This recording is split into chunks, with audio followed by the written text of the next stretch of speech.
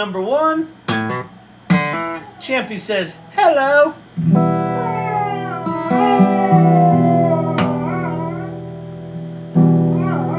What would I do without your small mouth? Drawing me in and kicking me out. Got my head spinning, no kidding, can't pin you down. What's going on in that beautiful mind? I'm on your magical mystery ride, and I'm so dizzy, don't know what hit me, but I'll be alright. My head's underwater, but I'm breathing fine. You're crazy, I'm out of my mind. Sing, Chippy. 'Cause all of me loves all of you. That's it? You're not singing? Leave me out here on my own singing a John Legend song with this voice? That's fucking mean. Chimpy, sing along. Yes!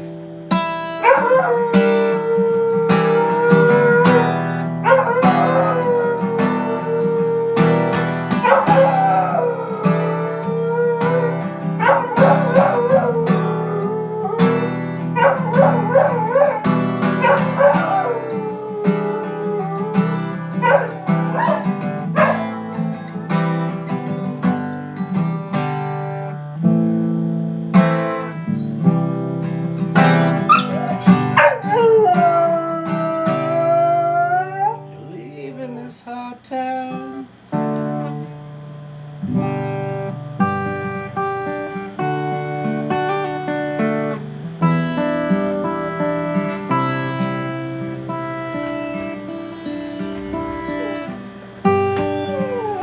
Sitting in this lonely town, wondering when things are gonna change. Dream my life away, seems these dreams have turned to a bunch of dust clouds. Get my nerve up, but my past is pulling me down. Wondering how long this black sheep gonna stick around.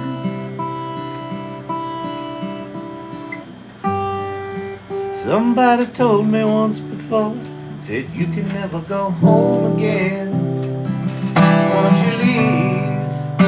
Saying the things to steer me away, yeah, to the truth of who I am and what I believe. So I thanked him for his 2 cents with a handshake and some sympathy, yeah. Packed up my blue jeans and headed for this big prize of my freedom. Bye-bye, black sheep, to the black sheep of the family. Chippy, you done? You done? That's it?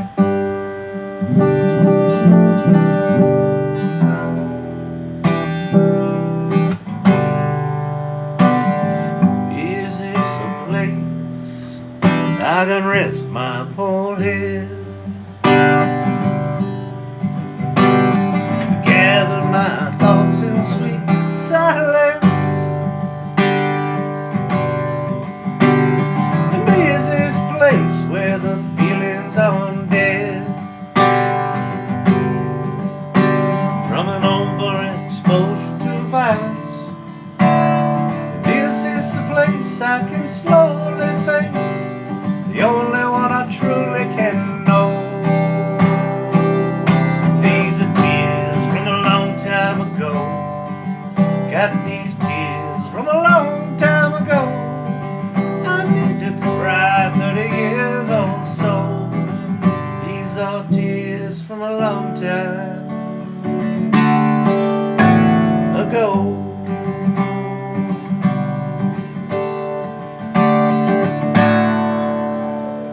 Oh, you singing? Well, oh darling, you say unto me, where have you been all my lifetime? Well, I have been swimming the seven sad seas.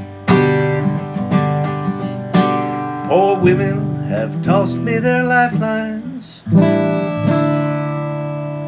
Well, I pulled up.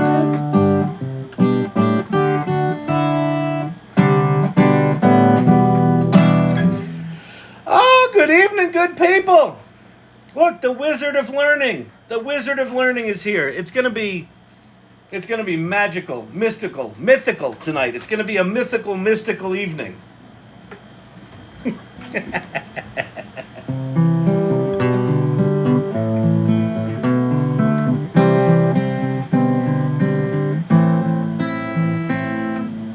If you're new to this AI stuff,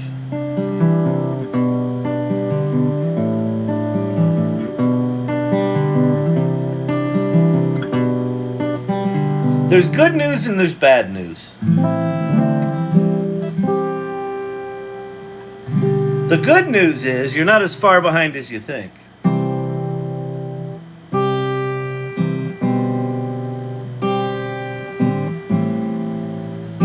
The bad news is you can never catch up.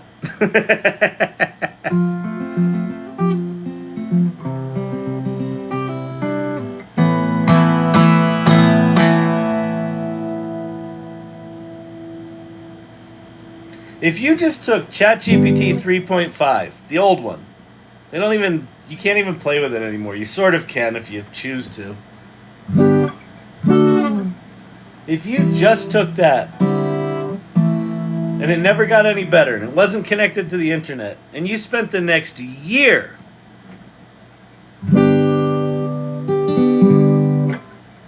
trying to perfect it and get your head around it, you couldn't. What it makes possible, the things you could learn with it.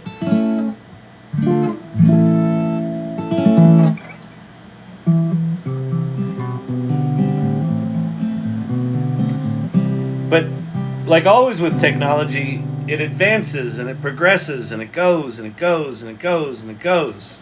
And this AI stuff, even though we kind of plateaued over this summer, we were running up. All this change. And this summer, we're kind of plateaued. And if you've been in the conversation for a while, you might start getting cynical, like, wow, it's not improving fast enough. I haven't been completely overwhelmed in like 3 weeks.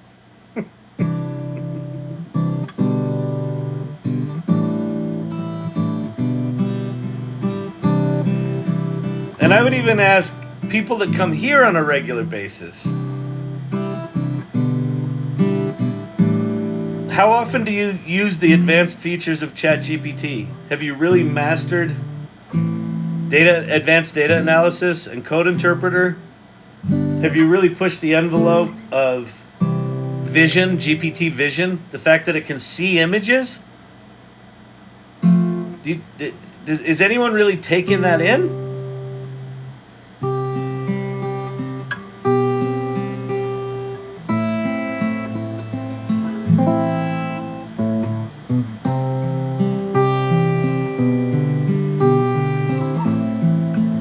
The fact that it's connected to the internet and can go get real-time data and then can parse that data, can turn that data into Excel files and Word documents and PowerPoint documents, all within ChatGPT.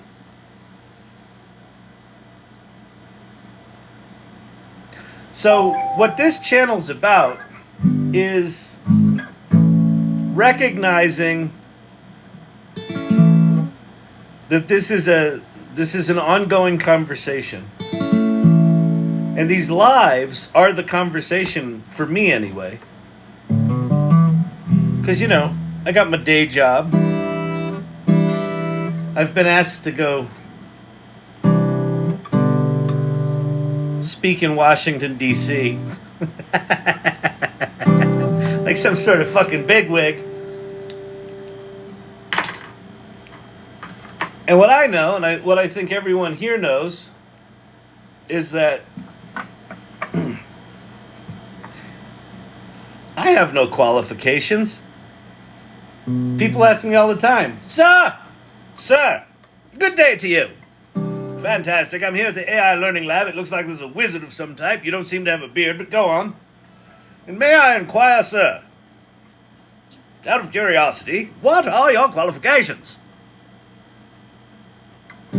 To which I reply, good sir, good day to you. For I have no qualifications. There are no experts. There's just a conversation. We're all doing the fucking best we can. Trying to get our head around this thing. Trying to imagine what future's going to be like when these tools get really good. Try to unlearn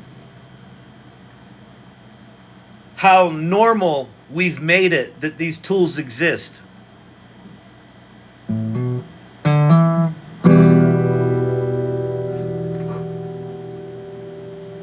Does it still like give you shivers when ChatGPT just fucking writes a LinkedIn post for you? Why not? You've just come to expect it?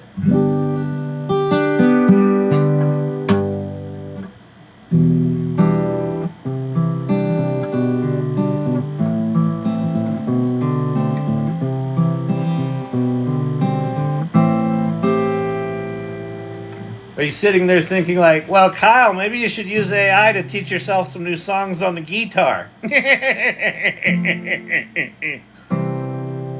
See, that's just mean. Now you're just being cynical and mean and trolly. We don't troll in here.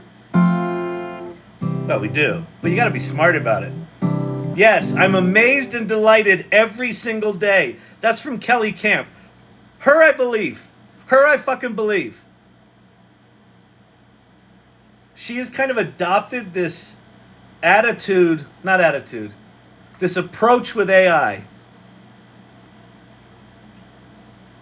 where she's finding a way to maintain her wonder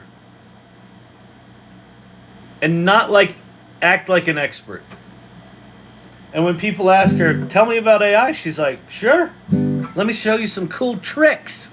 She's got parlor tricks. She's really good at them. She's got like a whole little list. Her brain's like a PowerPoint presentation.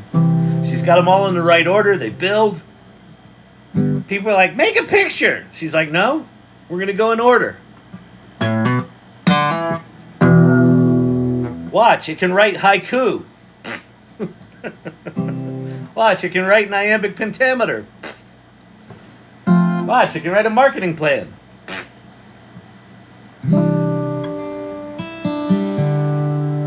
And she's kind of made it her mission to give people their first Kevin McAllister moment. Which, if you haven't done that yet, if you've discovered AI and you haven't learned out loud and shared with someone what you know, it's like fucking, it's like a drug. Where you got someone who's a little snooty, they're a little like, wow. 3 Mile Storage. It's crazy how quickly AI has become normal. Every day has magical AI as an integral part of life. Yeah, I know. It's amazing, isn't it? And it kind of hit me tonight as we were going live. It's like this lull in innovation, because we've been on like an endorphin high for, at least 12 months, closer to 18. And the last 3 months have been a little bit like, it's cool stuff, yeah. Runway Gen 3, it's awesome. Making some good videos. Kind of like what we saw with Sora, even though it never launched. Thanks, Sam Altman. Maybe you and your little merry band of billionaires over there could get something launched once in a while, like, where's real-time voice? You still negotiating with ScarJo?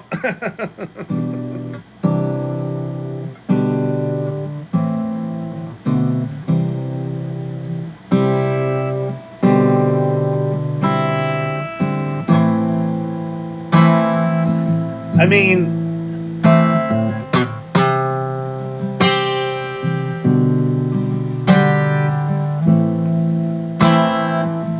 have you gone to Claude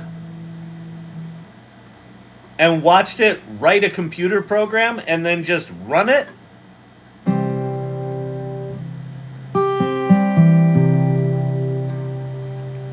Or asked another way, have you ever tried to teach yourself how to code and realized, oh fuck, this is hard?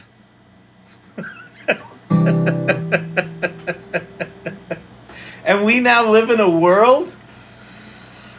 Can Claude connect to an external API? It cannot currently. It's not connected to the internet. Now, that's technically sort of half not true. You could get Claude to write code to connect to an API. Like, you could give it API documentation. It could write the code, and then you need to run it in a development environment where the code can actually connect to that API. Why Anthropic hasn't connected Claude to the internet is one of the great mysteries of 2024. But whatever. It'll get there. So there's that. Have you played with Perplexity Pages yet? Where you give it a topic and it fucking like writes a well-researched magazine article with pictures and tables and bulleted lists?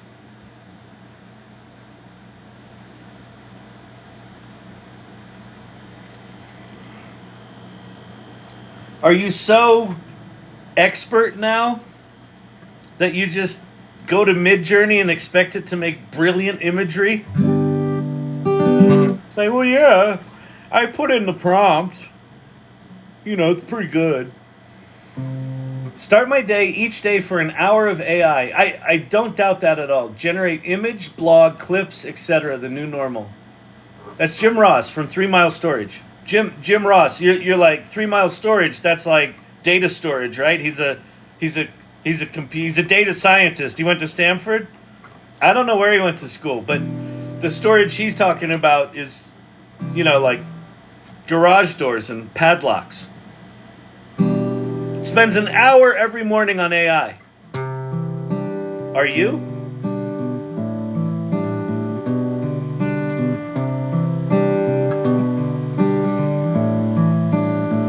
So the reason to come to this channel is not for me. Clearly not for me.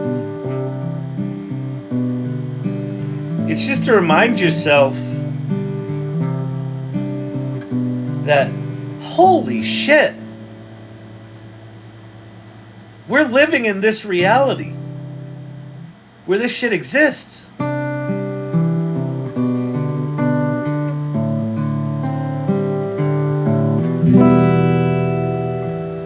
And maybe to remind yourself, oh yeah, I should go play with ChatGPT. I haven't done that today. Oh yeah. You know what I did today?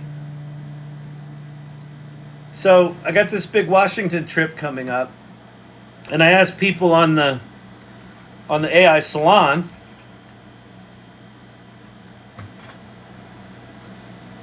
on the AI salon community. If you go there, it's a website, talks about who we are, and one of the little links there says, join our community. Doesn't cost anything.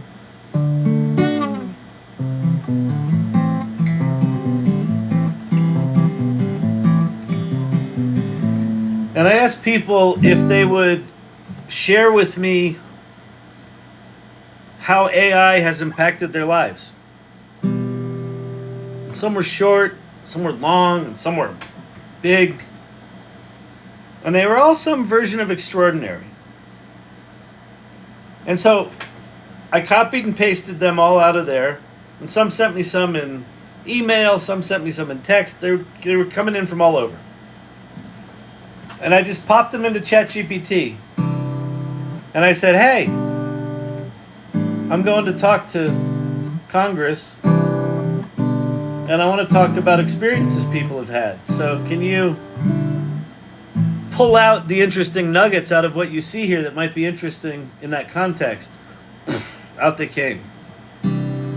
I said, oh, can you put people's names in front of them? Boom, out it came.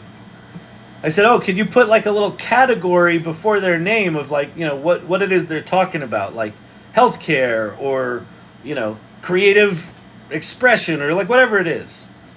Out it came.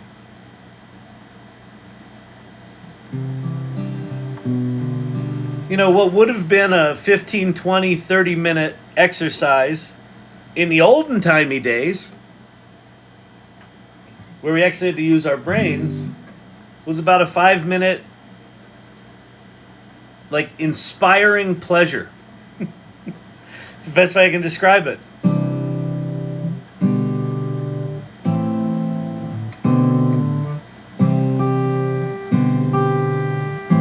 Just amazing.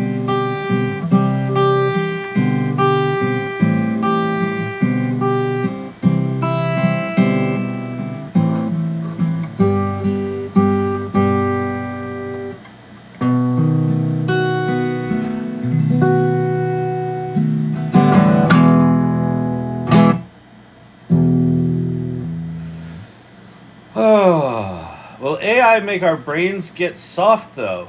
Well, so, Osiris, here's been my experience. Like, on the surface, that's what it absolutely feels like it should do, right? You have this tool. So it used to be people said, AI can't do anything creative. And then it's like, the more you use it, you're like, it's absolutely fucking doing things creative. It is synthesizing and assimilating ideas faster, more coherently, and more consistently than I ever have in my life, right? So in theory, you're like, well, so I should be getting less creative because it's doing the work for me, right? Not how the brain works. It's not how the brain works. Because we're fucking crazy, right? So what happens without AI is you have an idea in your head. And you're like, well, I should get that idea out of my head. Let me go get a notebook. And then you're like, well, none of these notebooks are good enough. Let me go down to the mall and get myself a leather-bound notebook because this is such a good idea. And then you spend like 45 minutes going down to the mall and getting the right notebook, and you find the right notebook, but all they have are like wooden fancy pens, and you're like, no, I need like a good writing pen, but like not a cheap one. Like, I don't need a Bic. I need a good pen. And you spend another 45 minutes trying to fucking buy the right pen for the right notebook for your genius fucking idea. And like 4 hours later, maybe you scribble down a note or two, and as you're writing down the note, you're like, oh God, if I was going to do this idea, I'd have to learn engineering, and or you write down the idea, you got the perfect notebook, the perfect pen, the perfect fucking idea, and you're like, oh, this is so good. And you call up your best friend, Bob, and you're like, Bob, tell them what they've won. Bob's like, we're not playing a game. Could you stop saying that? You're like, Bob, I got this idea. And Bob's like, shoot. And you're like, and you read your idea, and Bob's like, uh-huh. And you're crushed. You're crushed inside. Because you know that uh-huh from Bob. That uh-huh is like, that's all you got? That's your idea? You hang up the phone and you fucking throw the pen out. You take the notebook, you throw it in a fucking drawer. And the idea dies.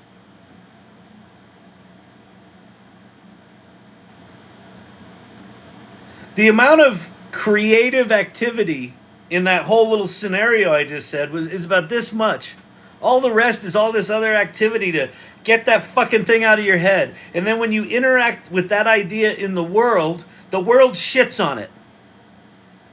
The reason there's not more entrepreneurs and there's not more inventors is that it's really fucking painful when you have something that you're like, your heart is swelling and you tell someone and they shit on it. You're like, and then you hide and you don't do it again for 5 years. Here's what happens with AI. And you got that same stupid fucking idea. You're gonna get your little idea. All right, well, let me stick it in ChatGPT. Hey, ChatGPT, I have an idea. That's the most fantastic idea I ever heard. Here's 16 ways you could bring that to life. Whoo! Before you know it, within 5 minutes, you got this idea fleshed out and alive. And you have this entity that's giving you positive reinforcement. And now that idea is out of your head and it's been given a little bit of fertilizer and a little bit of water and it's starting to sprout, guess what happens? That void is filled with more ideas. I haven't been this creatively alive probably in my life, but certainly since I was a child. You know, when you're a child and just every fucking idea that comes in your head, you're like, I got an idea. You know what they should do? They should make big boats that go pick up all the plastic in the ocean, and then people fucking laugh at you. And you don't go build the boats to pick up the plastic in the ocean. Well, there's a fucking young 20-something kid right now. That's exactly what he invented. 2 giant boats that go really slow in the ocean and pick up tons and tons and tons of plastic out of the Great Garbage Patch. How many people had that idea before they actually did it? It takes a really rare person to get ideas out of their head. A much more rare person to actually realize those ideas. Not with AI. It's like your brain just sort of like opens up like a fucking flower. I am more creative now by far than any other time in my life. Ideas don't die anymore. They flourish. Exactly, Genie in a Bottle. By the way, Genie, that was a really beautiful thing you wrote me today. Genie wrote me just an amazing thing about how AI is helping her heal. Just fucking beautiful. Beautiful. Be creative and be alive and be a therapist and be a doctor and be a nurse and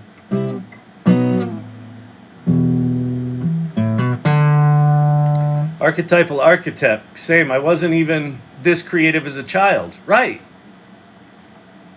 I'd never have interacted with any of you if it wasn't for AI. Exactly. Steve-O from Australia, he hangs out with us here, comes in nightly. A lot of times when you'll see the hearts going up the side here, like it looks like you're like, oh my God, people love Kyle. No, that's Steve-O in Australia using his granddaughter as child labor, just having her hit the tappy taps. She's tapping. And she's like, Grandpa, my finger hurts. And he's like, keep tapping. Child labor laws in Australia, they're a little more relaxed. And he's in here not night after night, but day after day, because it's down under. He's got shrimps on the Barbie. He's got the granddaughter tapping. He's sitting back drinking an ale or whatever the hell they drink down there. Some sort of kangaroo piss. Some sort of koala saliva fermented thing. Ah, bring me a Tasmanian devil. Ah!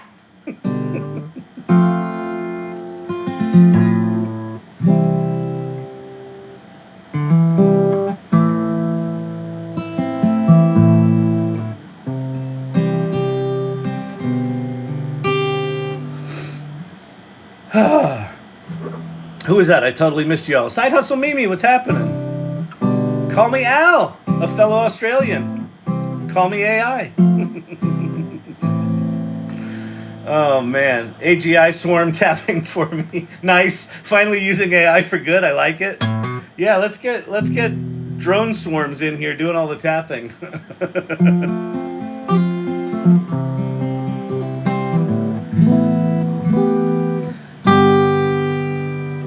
All of me loves all of you. Loves your curves and all your edges, all your perfect imperfections. Oh. So anyway, if you're new here, welcome. He seems to talk a lot. Is he going to teach us anything? It said it was the AI Learning Lab. I was expecting more of a classroom situation. Is there a blackboard?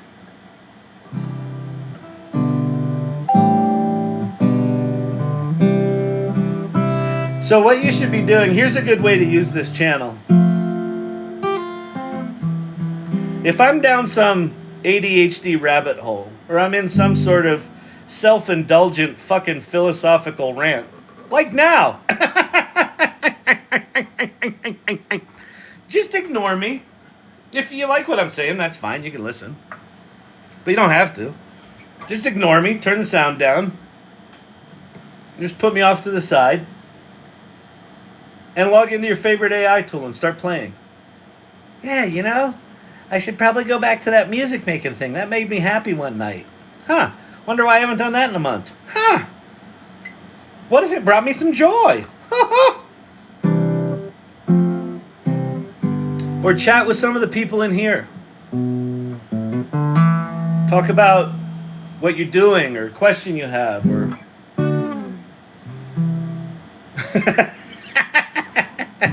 or as Jim Ross's wife said, for God's sakes, put on your headphone.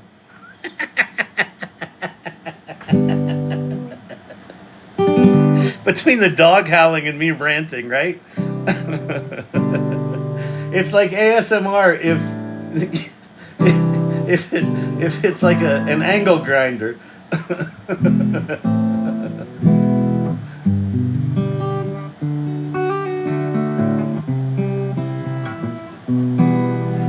I was on, we had the AI salon the other night, and Danielle pointed out to me, because I like to do Pharaoh shuffles, because, I don't know, I learned how to do them, and they're kind of cool. That thing. And I was doing it below the camera, but right next to the microphone. And Danielle went, card shuffling ASMR.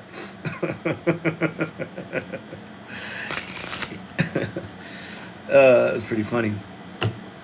Oh, man. Man, my eyes are dry tonight. Dry! Good Lord, people. Oh, you know what? I'm like, why is it hot in here? Because the air conditioner's not facing me. Let me go deal with that. Talk amongst yourselves. I'll be right here.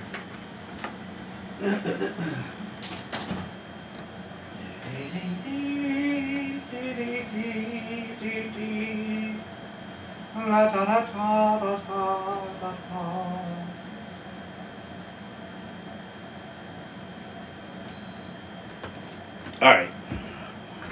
So what do you want to do tonight? I can keep going. Hold, please. Exactly. I think it's a soothing sound, actually. Yeah, it's really, as an ADD fidget toy, learning how to do a Pharaoh shuffle is really good. These cards are a little slick. I got to be careful because they'll shoot across the room because they're really slick and stiff.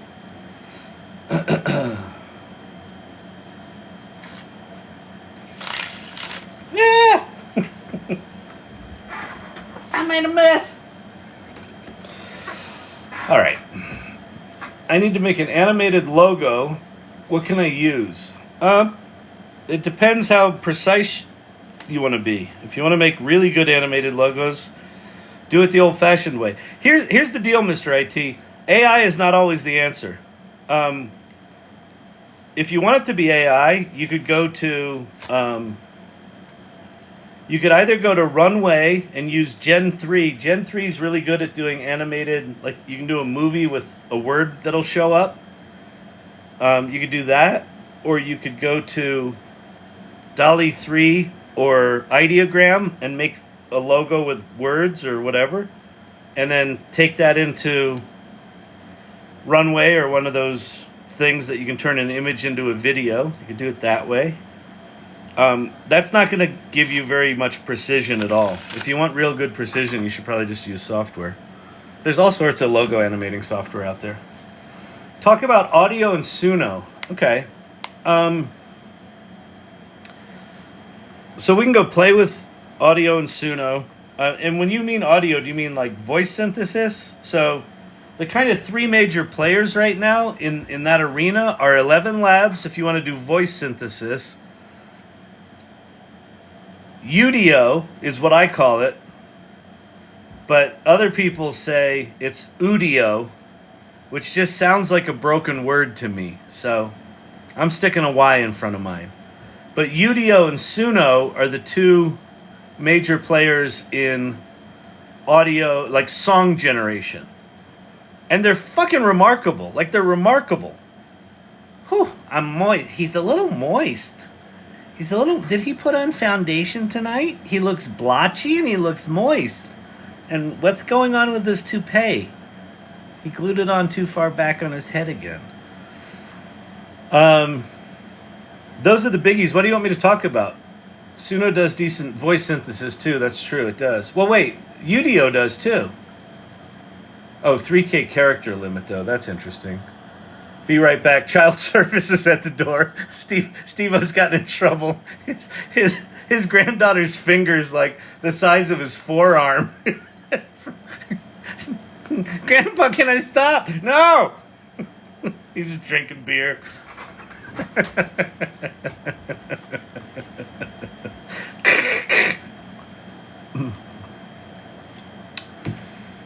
Yeah, so you come here to remind yourself to be in this conversation. Come here to connect with friends you've made here.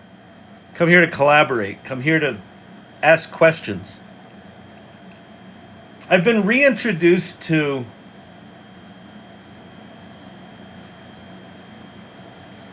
what it means to be a generous leader through doing this work, this channel, and through the AI Salon.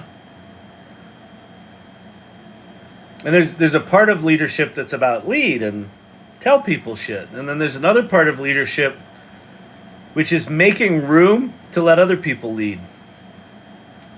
So by doing things like asking for help, which feels counterintuitively not leadery,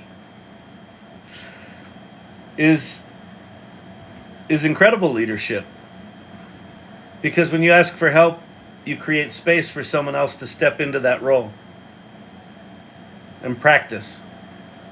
And this community does that all the time. People aren't afraid to ask for help. They're not afraid to say, I don't know anything.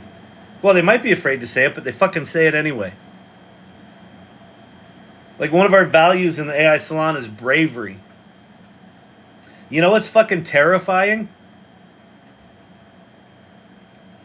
I have a question. Especially when you come into a group like this or a group like the AI Salon where you know people have been doing that shit for a while. Like this group was founded the week after ChatGPT came out. To come into this group and go, I don't know anything. That takes a lot of cojones.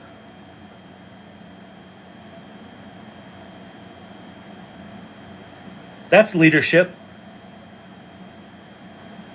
Having the guts to say you're just beginning.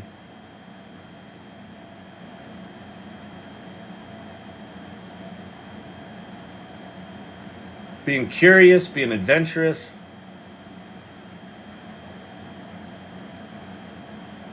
I'll tell you, I'll share something with you. My real epiphany with ChatGPT, it happened maybe 2 weeks after ChatGPT came out. I was sitting on the couch. My wife was watching TV. Some of you have heard the story, but there's a part of this that I don't talk about that much. And I knew that ChatGPT could write code. And for probably the past, 6-7 years, people have told me, you should learn Python.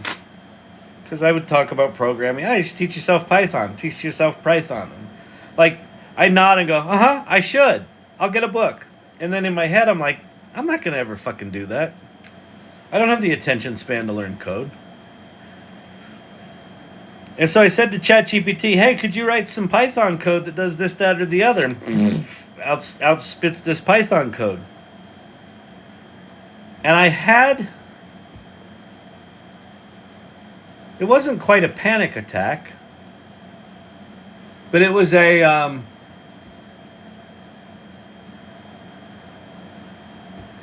moment of silent humiliation. You ever have those? Where you're like, I got an idea, I'll learn coding. And then you try to learn coding and you're like, oh my God, it's hard. I don't think I can do this. And you have this moment of like silent shame. And then you're just like, I'm going to work my way through it. And then a lot of times you don't. So I had that moment. And what it was tied to was it wrote this code. And I had this like flash of anxiety. Oh my God, I don't know how to run Python code. I'm the CEO of a fucking tech company. We've got patented technology that I invented. I don't know how to run Python code. I don't know how to run it. In the olden timey world, I would have had to go to Google and type in how do you run Python code, and I had to dig through sites that were like fucked up sales funnels that were trying to sell me Python fucking lessons.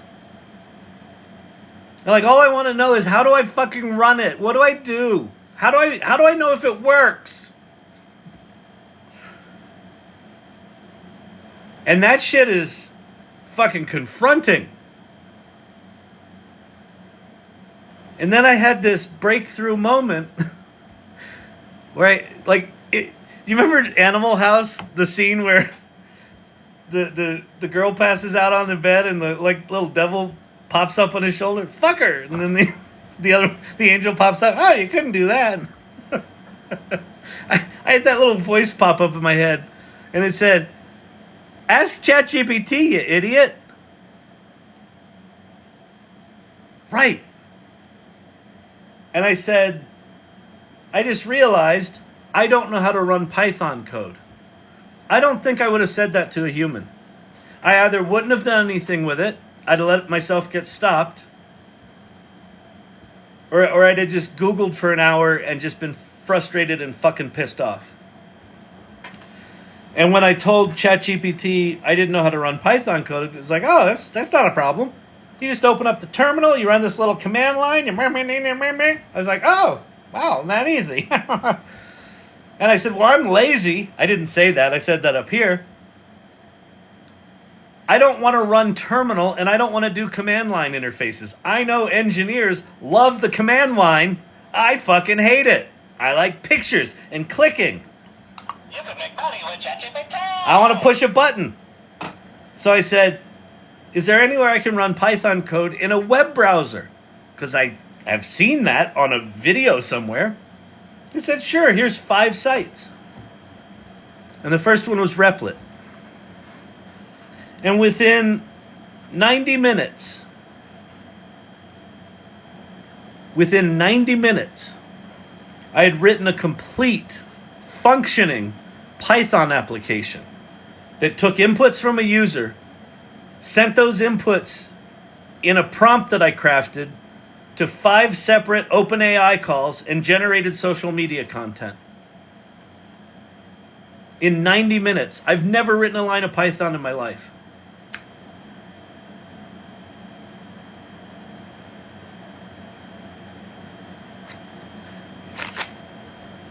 Like, that was the night, that was the moment.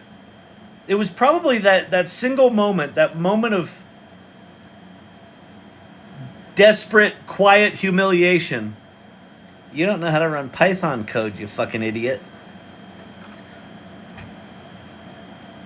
That in an instant I realized the world has changed, but no one knows it yet. Crazy, right? That's what AI does. That's what it's a level of accessibility, it's a level of support. It's a level of access to knowledge, not information, knowledge.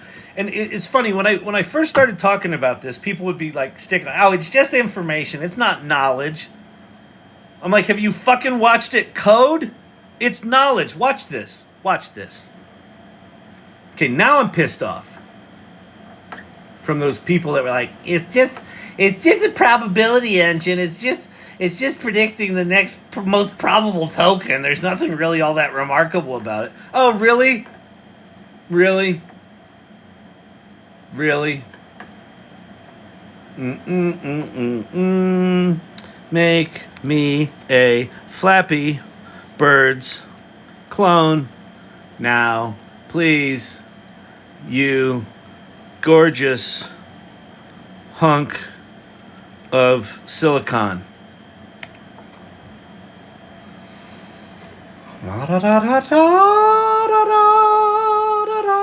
Dr. J, that moment of vulnerability, right? Look at it, look. Look, peoples. You tell me that's not fucking knowledge. Technically, it's a probability engine. Press space to start and to jump. Doesn't have collision detection, but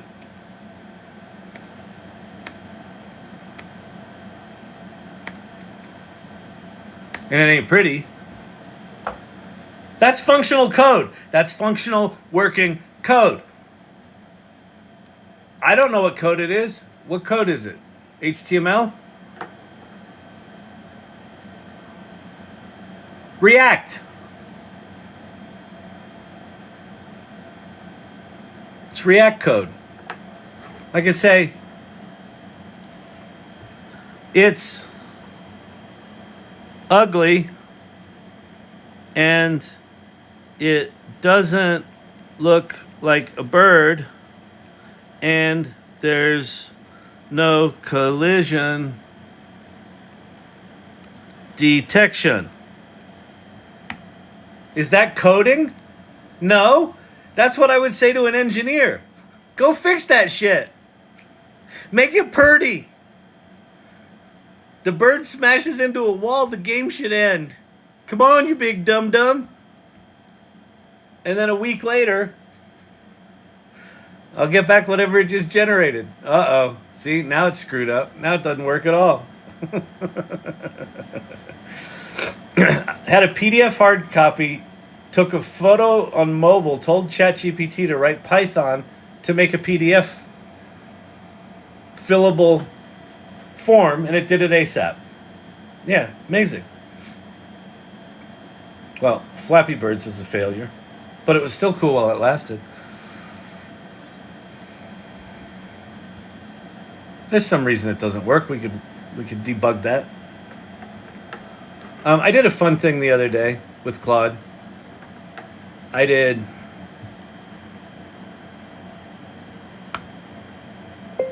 give me 10 ideas of interactive physics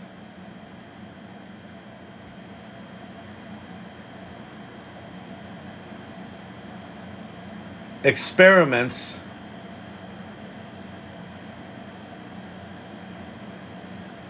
to teach physics concepts visually.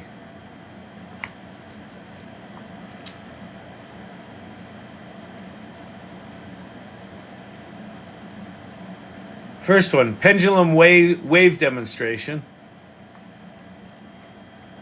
I don't know what I'm supposed to do here. What am I supposed to do here? Ooh, that's cool. Oh, cool. I guess I'm just watching this one. So that's cool. What platform is that? This is Claude. You have to have the $20 a month version of it. Look how pretty that's getting. That's just like what those things do. Let me say, add variables and interactivity and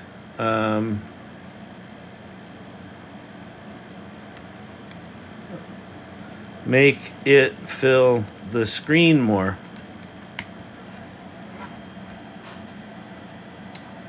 Yeah, debug it.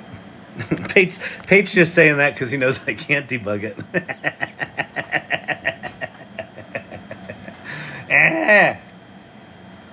I am very much in my AI is magic attitude tonight, Pate. I'm going to drive you crazy. Look, number of pendulums. I can turn that down. Length of the increment. Longer. Speed. Higher. Pause.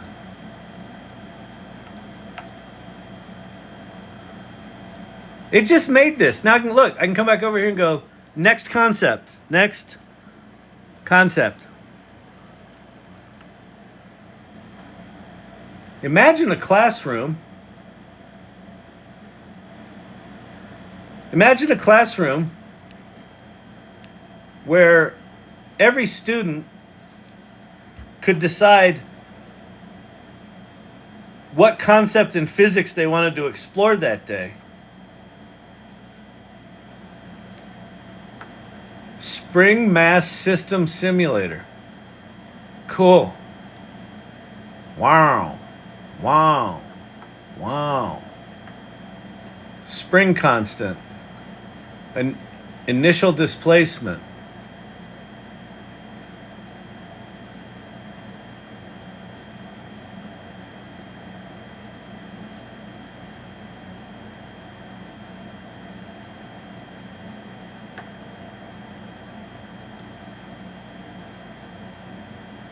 I have no idea what it's teaching, but cool. Next, concept and make the colors pretty.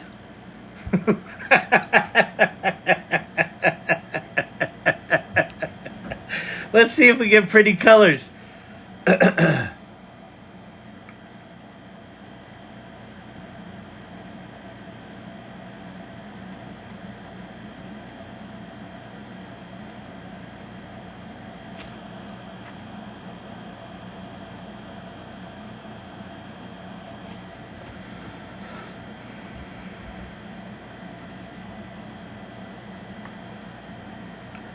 Wave interference simulator. Oh, this is cool. Nice colors. I like it. Oh, I can change my frequencies and my amplitudes.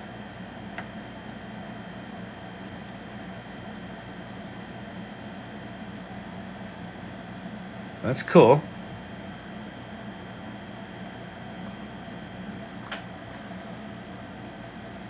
Purdy. Purdy. But like, and then let's say you're teaching physics to this high school class, and you let them all come up with their own ideas, or have Claude come up with ideas. And for an hour, all they're doing is generating physics simulators. And then for the next hour, you have them present the tool that they built, that they collaborated on or curated, is a better way to say it. And then you take the next hour, and to Pate's point, you tell them to go analyze the code and explain to the class how this code works.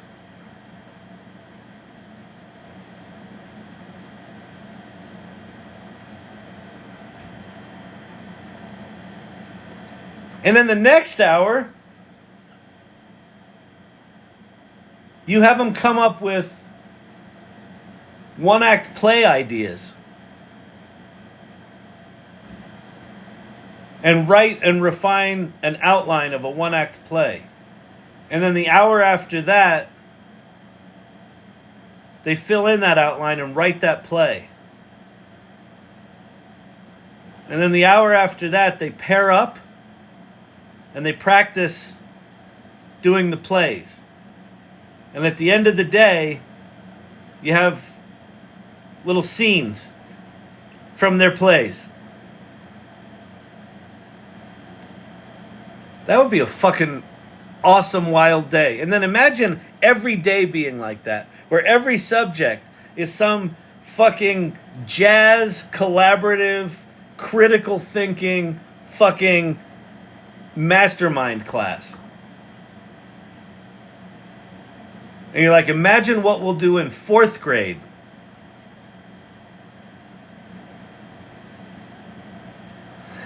That's okay. Now, our students are protected. We use AI detectors. It's okay.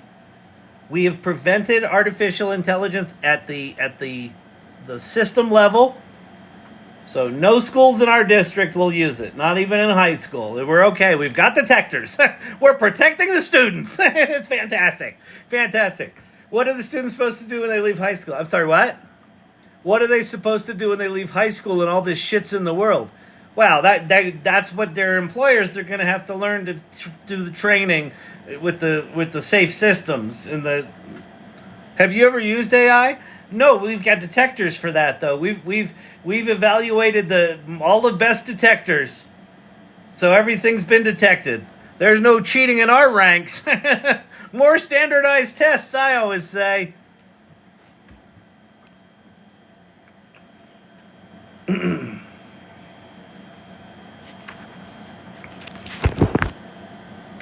And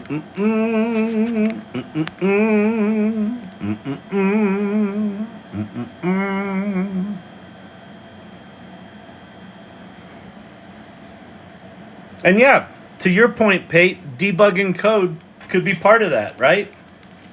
Why did it break? Why was that screen white?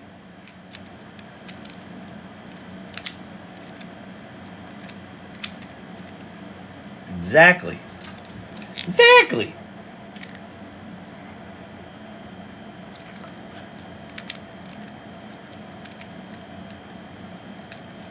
I wonder.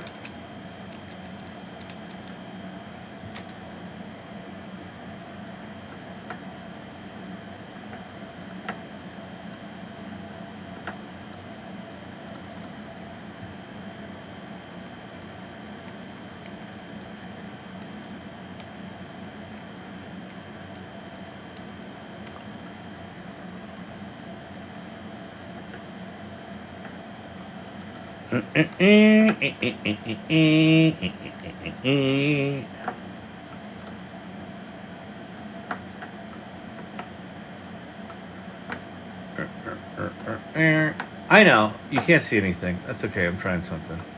What is a chromatic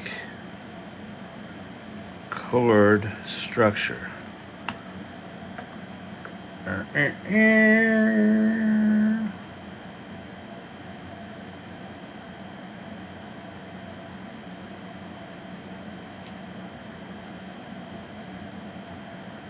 Huh.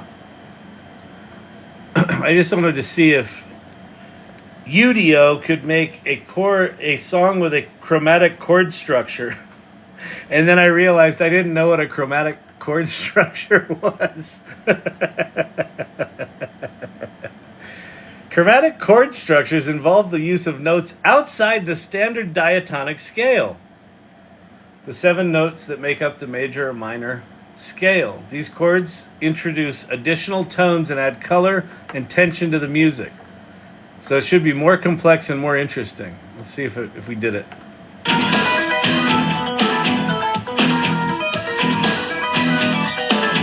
There you go. Progressive rock.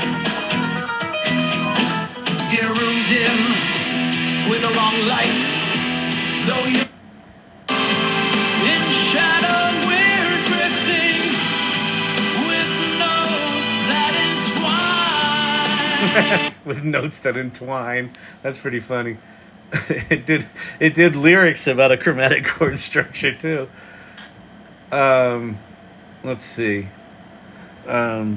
Do how about a 1, 4, 5 song that doesn't sound boring and cliche. So 1, 4, 5 is a chord structure for most pop songs.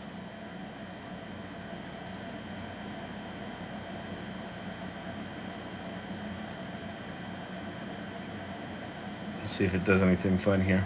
Love the program.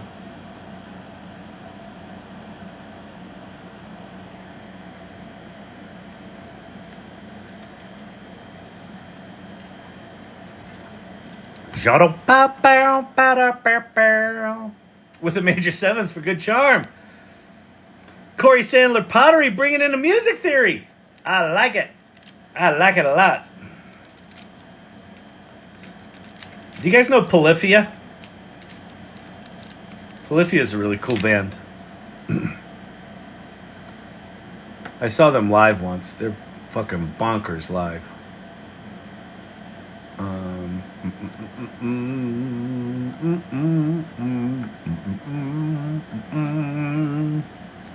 Polyphia.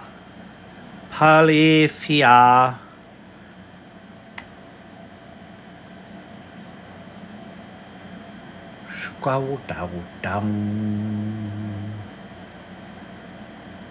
Goat. This is the first song you should listen to of theirs. So you're already using ChatGPT, and well, that's awesome. There is one little problem. You're not making any money with it. You can make money with ChatGPT! You don't need a better prompt. You don't need a better prompt. You just need me and my exclusive 17-part course on how to make money with ChatGPT. You can trust me because my hair is long and touches my shoulders. It's not thinning that much.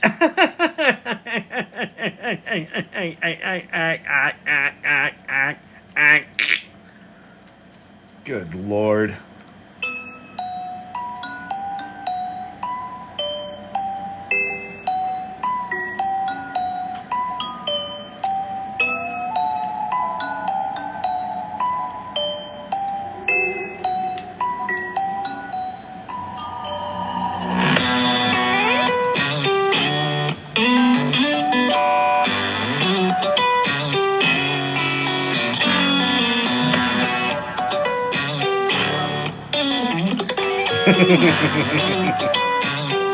He's fucking insane. And in concert, and the drummer's insane, they're just crazy. In concert, he just walks out, he steps up on a milk crate, and he stands there for the entire concert, doesn't say a thing, doesn't move, just like fucking shreds the guitar. It's fucking insane. That's Polyphia. All right, let's see if we have a 1-4-5 song that doesn't sound cliche and boring. Down, down, down, down, down. Like sun and shadow, like waves and shoreline, together 5. we travel in sync in motion, true devotion. The sun's just rising, it's time to face the day. Grab your guitar, let those chords light the way. Hum a tune that's never gonna fade. Oh yeah, oh yeah, oh yeah. I don't think that was a good song. Yeah, I didn't say it had to be good. Just not expected.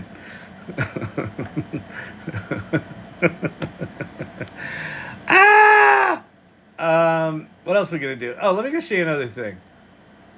This is just... Tonight is Welcome to Chat ADD on steroids. I'm just going to just share random shit, I think. If anyone has anything they want me to do, put it up there and I'll probably ignore it. I heard this is a place where the irregulars hang out. It's true. I feel like it needs custom instructions to clamp down on the cliche. I know. Was that live or generated? What, the music I was just playing? Oh, wait. The Polyphia is live.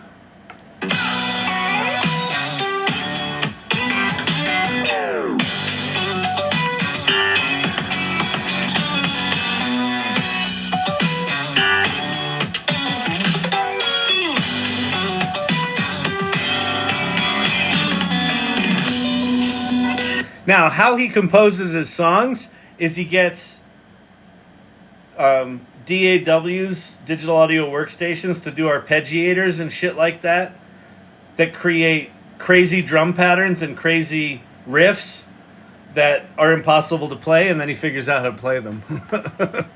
So it's got... Oh, God damn it. It's got roots in AI, but they play all this shit live. It's absolutely bonkers.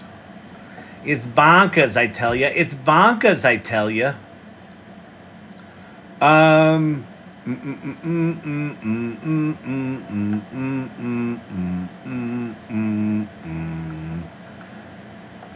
What was I going to show you? I was going to show you...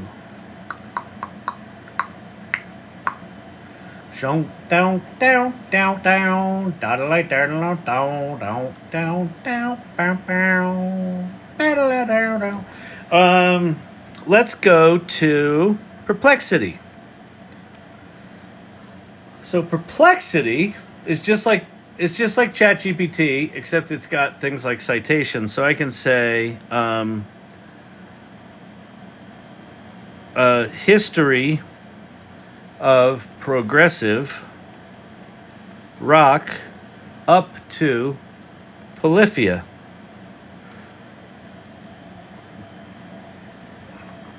Search for information about progressive rock. Search for information about the band Polyphia. Connect the history of progressive rock to the band Polyphia. So, Perplexity is kind of like a Google search, and ChatGPT had a baby. So there's Polyphia's promo shots. And now it's off doing research. So it's researching 8 different sources.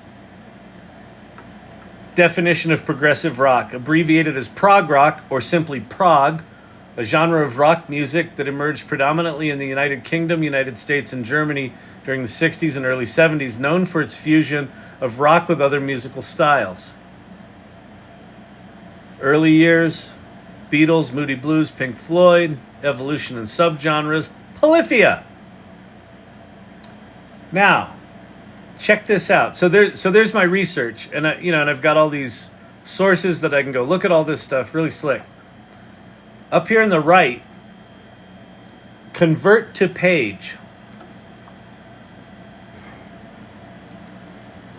So this is now going to write me an article that I can publish of a well-researched article on progressive rock leading up to and including the band Polyphia. Evolution in subgenres.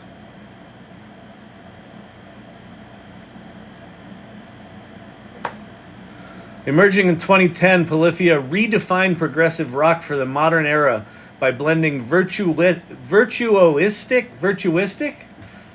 guitar work with elements of trap, hip-hop, and electronic music. Their evolution of metal-induced early releases, genre-defying albums like New Levels, New Devils, and Remember That You Will Die in 2022 showcases the band's innovative approach, blah, blah, blah.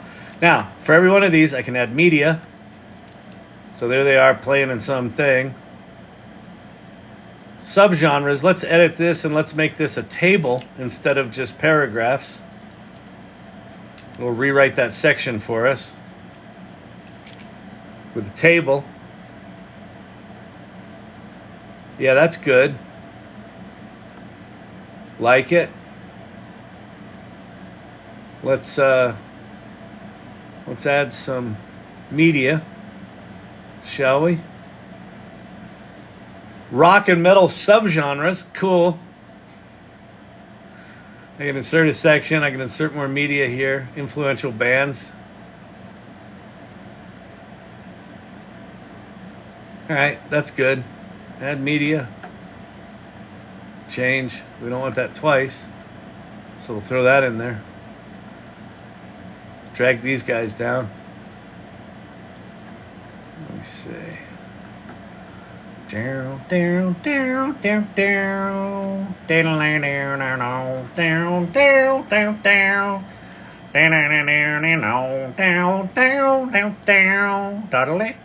down. Publish. All right, I published my first article. Yay, you did it. You're a writer. What's cool about the way it publishes these, it does not say I wrote this. It says it was curated by me, which I think is appropriate and accurate and kind of cool. So I'm now going to go put in the Irregulars channel. So if you go to the salon.ai, and shortly below the fold are 2 buttons. The one on the right is join our community. That'll take you over to this swell site where you get welcomed to the salon and you can read about the journey to AI literacy and our values and shit like that. And down the left-hand side, if you scroll to the bottom, there's an area called Community Clubs. The very first one is AI Learning Lab Irregulars. That's us. So I'm going to paste that in there.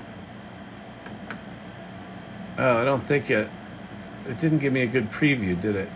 That poo-poo head. Shut up, down. So let's go make one. Where is my Perplexity? Hello, Perplexity. Where are you? Wherefore art thou, Perplexity? There we are. Hello. Cheerio, Pep Pep. Carry on. Fantastic, Bob. Tell him what he's won. We haven't won anything. We're not actually playing a game. Cheerio. Carrying on then. Rather. Do I have egg on my face? Oh, that's just the egg on my face.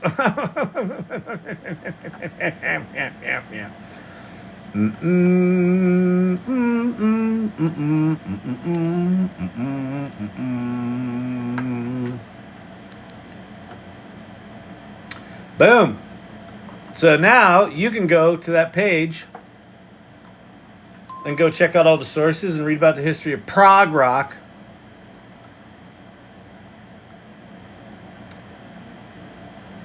Imagine saying Thursday is journalism day. We're going to learn about journalism, and the first half of the day you teach people about research and Googling and writing and citations, and you make them do it the old-fashioned way. And then you say, if you're still awake by 3:30, we're going to try something new. And you take them to Perplexity and you let them build their own magazine out of these articles. And then the next day, you talk about what the difference was. Did they like researching traditionally better? Were the Perplexity pages inaccurate or fucked up in any way? Did they fix them? Could they fix them?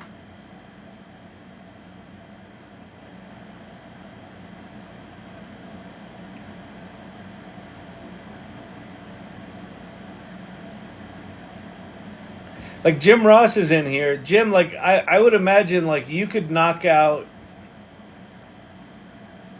fucking dozens of these articles on every little kind of sub topic in the storage business.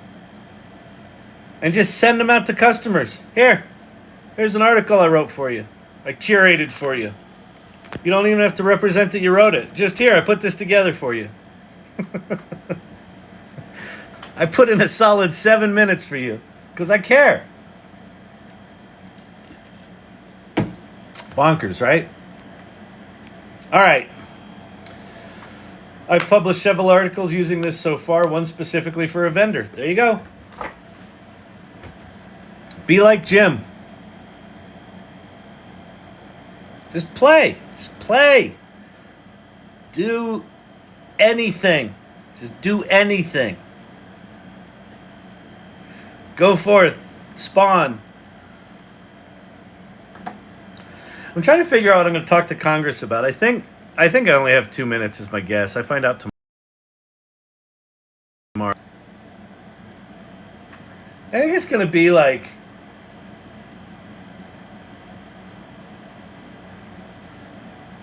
talking about the AI Salon being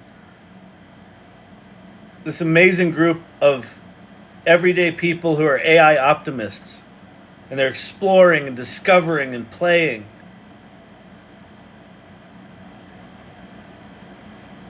And I think I'm going to tell stories of like how it's impacted people's lives.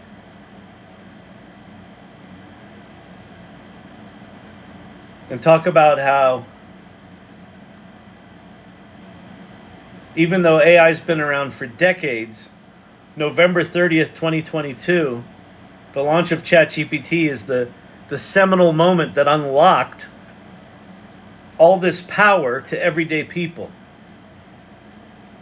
And that if they legislate from a place of fear, and they think their job is to protect us from AI, the risks of AI, they're missing the opportunity to protect our ability to access these tools to transform our lives. So I think it's going to be that. And I think I'm going to get a Kevin McAllister moment in there. That I'm going to say when people join the AI Salon or the AI Learning Lab, I tell them to play with ChatGPT long enough to have their first Kevin McAllister moment.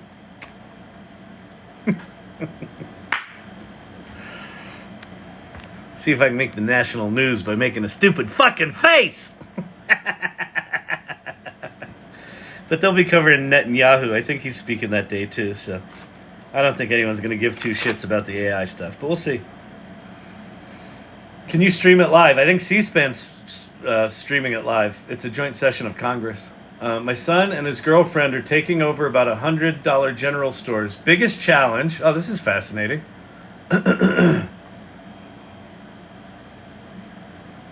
Drum roll, please. Biggest challenge. $100 general stores. The fact that nothing costs $1 anymore. They're going to have to change the name to $5 general.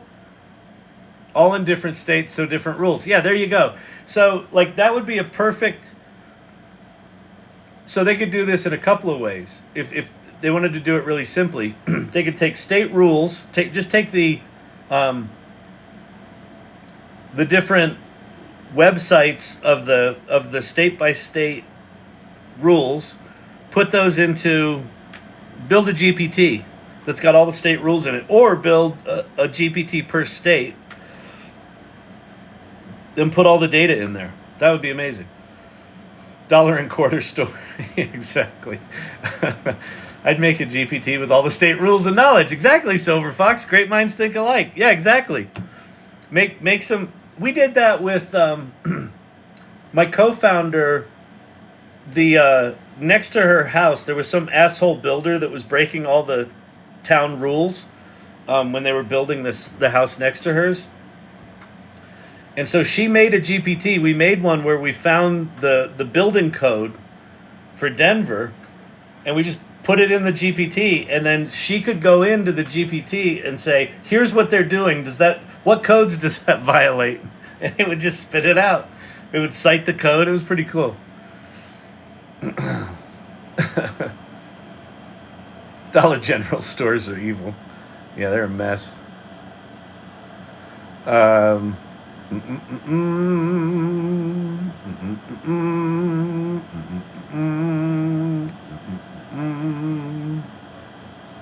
Basically, knowledge is power. Exactly.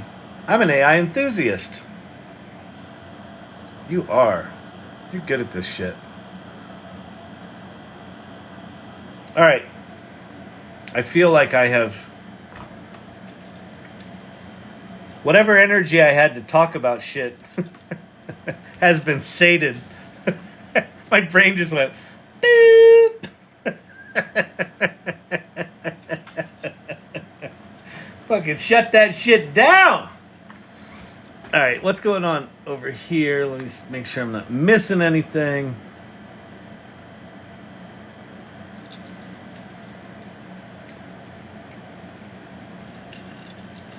La da da da da da da da da da da da da da da da. Yeah.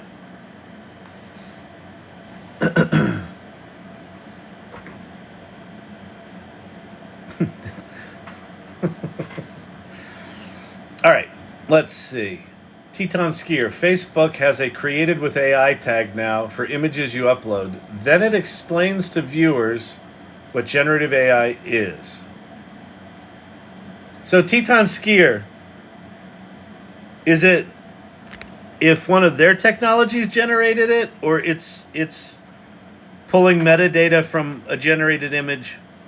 Because what if I took a photograph in my camera and I went into Photoshop and I extend it and I use generative fill to extend my photo?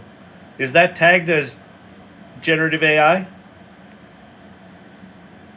I feel like tagging things that are AI generated is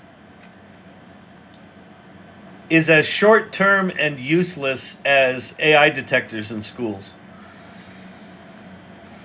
Any in-person AI meetups still going on in Denver? Want to plan a monthly work trip around one? Oh, there are. We're gonna do.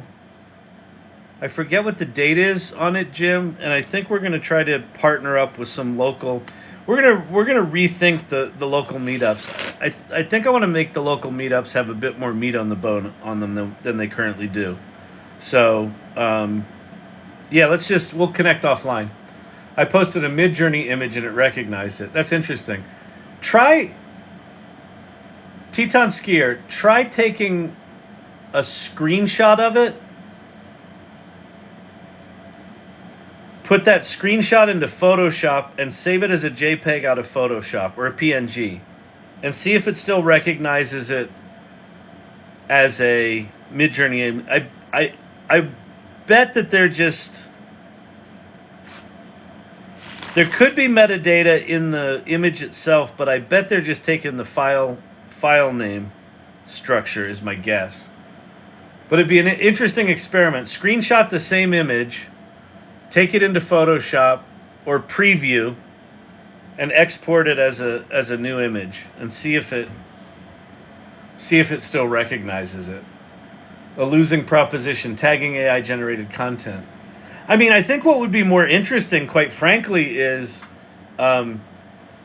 verifying the person, verifying that the person uploaded that image, and then verifying that that image hasn't been modified. That set of metadata is really interesting to me. Oh, okay, so that was from Sally. I know that Sally's real because there's a green check mark that says Sally's real. I now know that that thing that was uploaded by Sally, and I also know that it hasn't been modified from the time she uploaded it. How do we do that? Some sort of tokenization, like blockchain. That seems to me way more interesting than, did you use AI to make that? Did you use a digital camera? Because it's not a real photograph if it wasn't taken on silver halide film. Those aren't photographs, those are pixels. That's not photography, okay? Okay?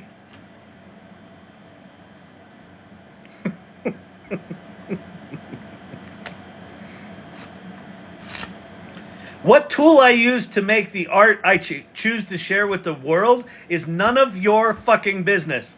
Now, if I'm trying to defraud you, that's your fucking business. But just because I use AI doesn't mean I'm trying to defraud you. It's like everyone is fucking seduced into thinking that the technology is the problem.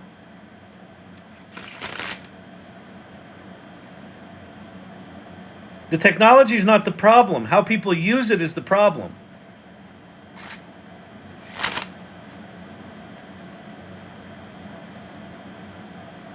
If I make a song called Weird Mary from Cedar Hill,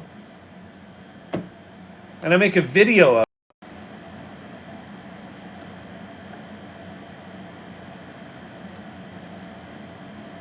it, most people have...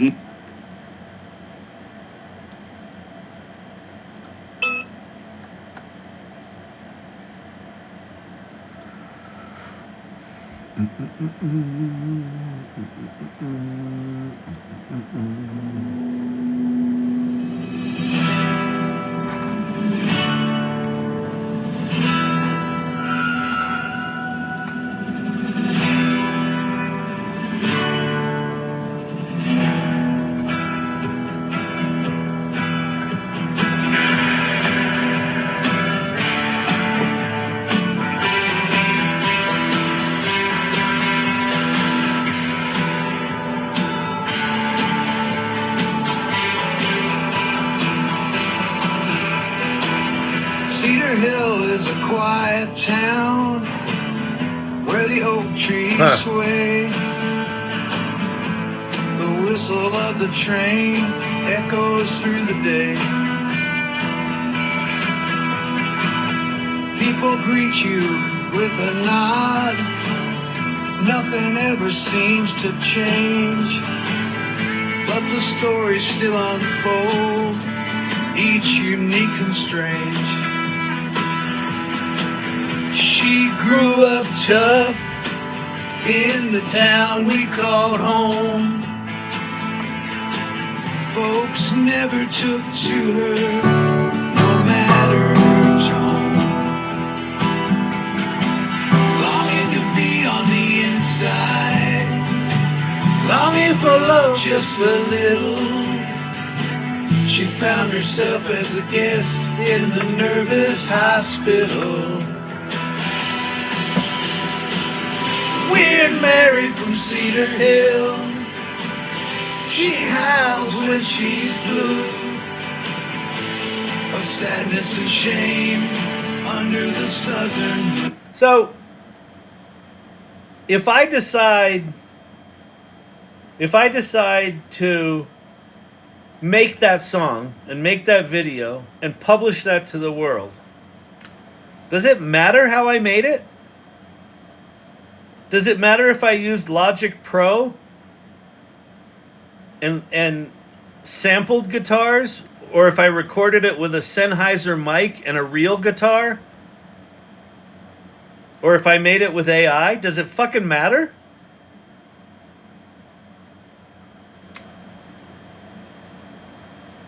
Why? Why does it matter?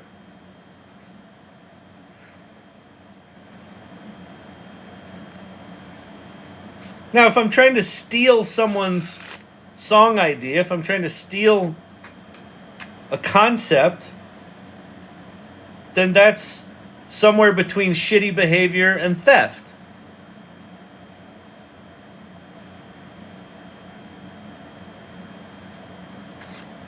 If the concept for that song were made with AI, but it was recorded traditionally, and if I filmed all these things with a camera instead of having Kelly Bosch make these with AI, would that make this more legitimate if it was the exact same production values? I don't think so.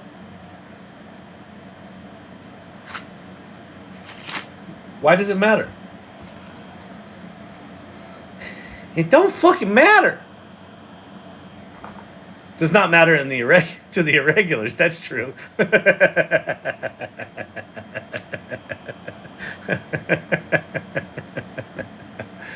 Oh man. I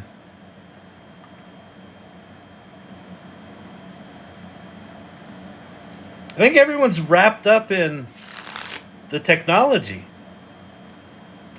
AI's evil. AI's gonna kill us. AI's stealing from all the artists. Well, artists steal from artists. If I go to music school and I fall in love with Herbie Hancock and how he plays piano and how he writes and how he arranges and how he produces songs, and I leave music school inspired by Herbie Hancock, a lot of my shit's going to sound like Herbie Hancock. You should see all the people on TikTok playing guitar like Tim Henson, the lead guitarist from Polyphia. He came up with a completely unique, fucking mind-bending way to play a guitar. Nobody plays guitar like that. Well, they do now.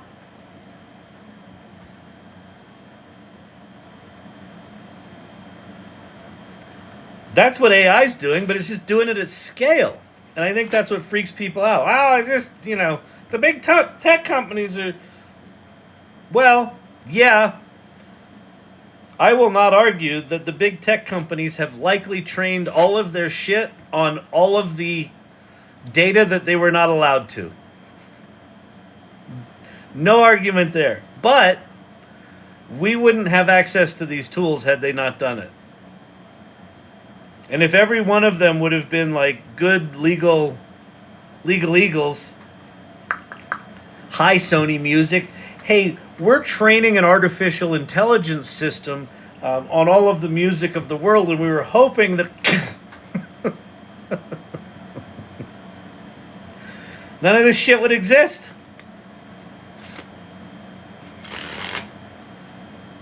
So the horse doth escapest the barn. So now that it's here, we've got these tools. I actually think Adobe has the right idea on this. I don't know if they're going to implement it ever, but they talked about it. Where artists are going to be able to opt out of being in models, or they're going to be able to opt into being in a model, and they're going to get compensated on the generation, or attribution or compensation.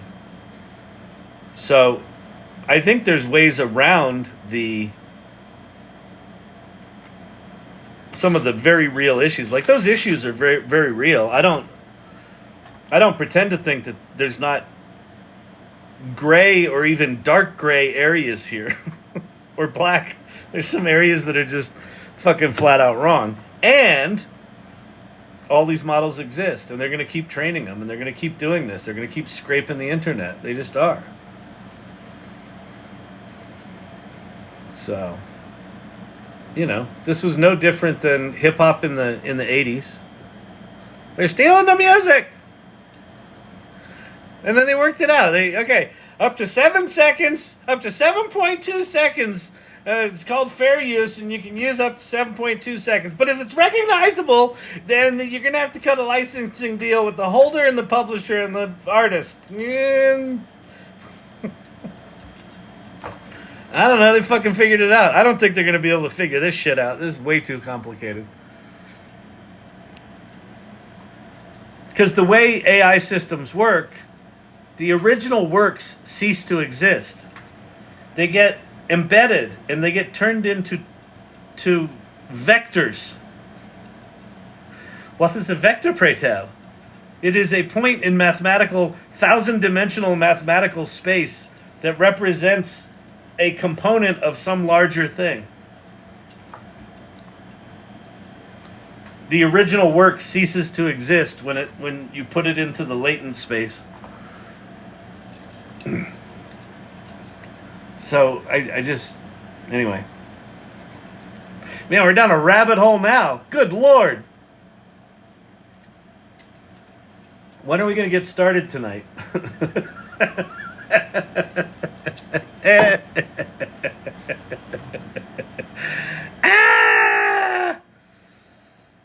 Oh, but then it says we require you to label. So that was after you did a screenshot of it? Huh, that's fascinating.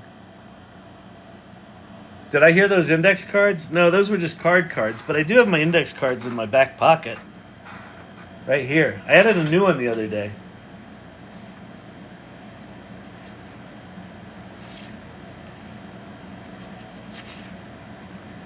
I am authentic. I am real. My work matters in the world.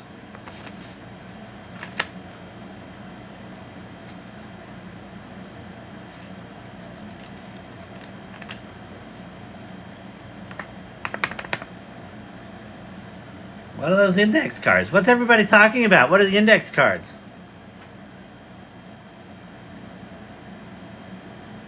These are me. I get a chance daily to generate who I am. And I don't do it enough.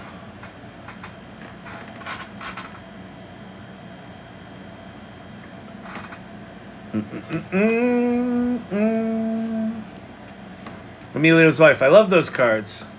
Think I might try that card thing thinking. You want to hear who I am? Let me recreate myself right now. So this is work I did with a guy named Townsend Wardlaw. Really brilliant dude. Crazy in the best way. Stuart Smalley, exactly. I'm smart enough. Wait. I'm smart enough. I'm good at. Wait. I'm smart enough. What is it?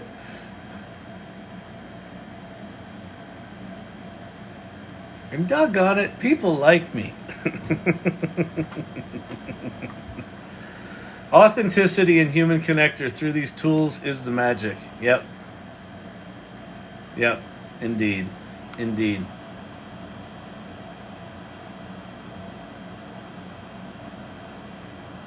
Accountability times 10. Still remember that video. Wow, cool. All right. I live life out loud and make a huge difference where I show up.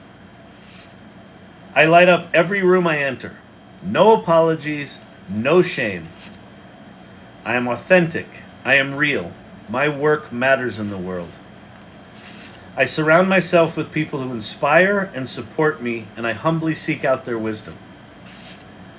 I have unbounded energy and love for people. They deserve my best, and my best blows them away. I honor my agreements with joy. I embrace the power of integrity. I protect myself and others with clear boundaries. I am as comfortable saying no as saying yes.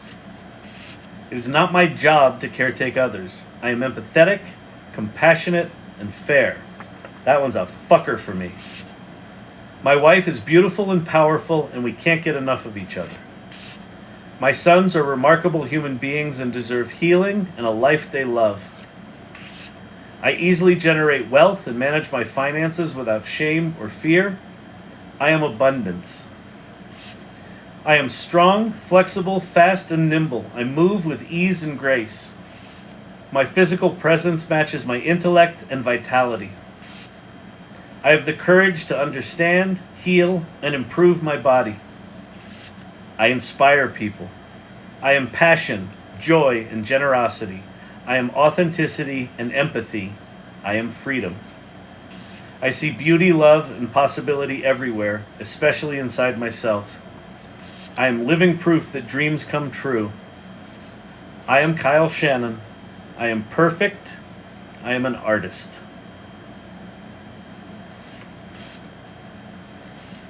That's me.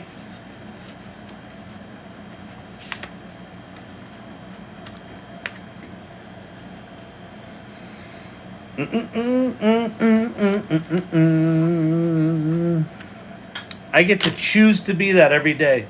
I heard a really cool, I think it was a TikTok. It was one of those TikTok wisdom things.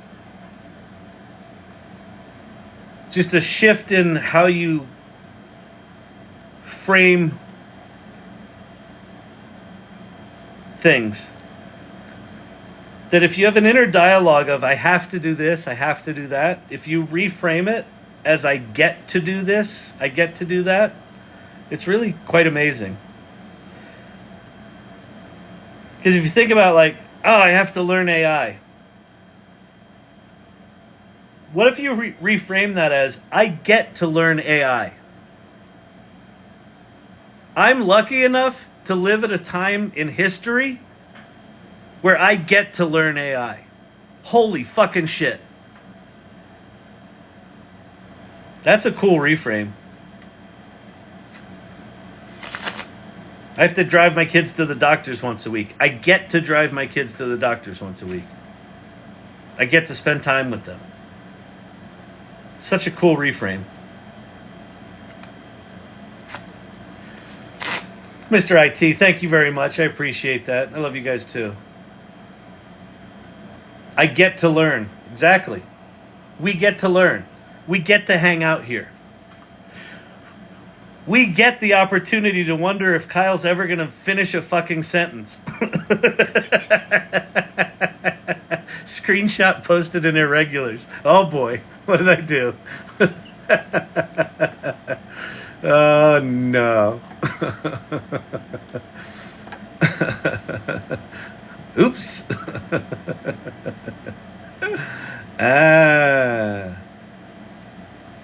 Oh, labeling your content. Wow, wild. Yeah, why does it matter? Labeling your content. That's the image that you posted that Facebook's labeling? Seriously?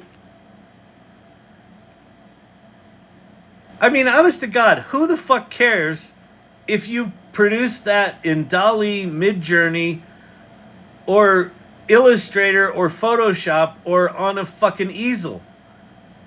Who gives a shit? Why is that relevant? I don't get it. I really don't. I don't get it.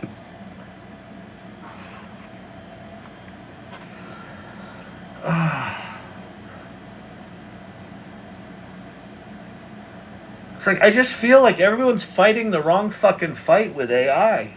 It's like, did he use the devil's tool? Did he use the devil's tool? He used the devil's tool. He's a thief. He's a heretic. Burn the heretic. What? Other than ducks, float. Any small rocks?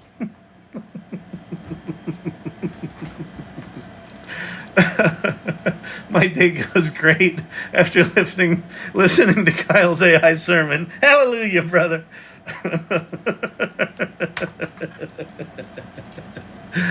Ah! Bonkers. Bonkers, people.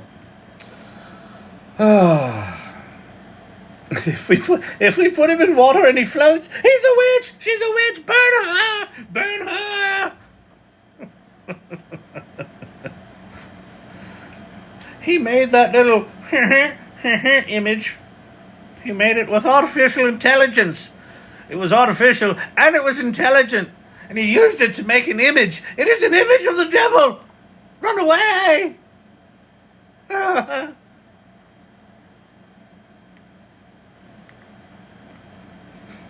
Good God.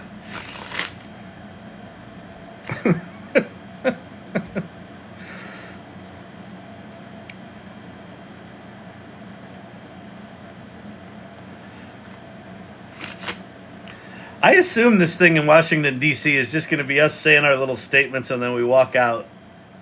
I assume they're not going to ask us any questions. But if they ask me some stupid-ass questions, Mr. Shannon, explain to the body how you could justify the theft of intellectual property. Mr. Shannon, please. You seem very excited and optimistic about this artificial intelligence. Please explain.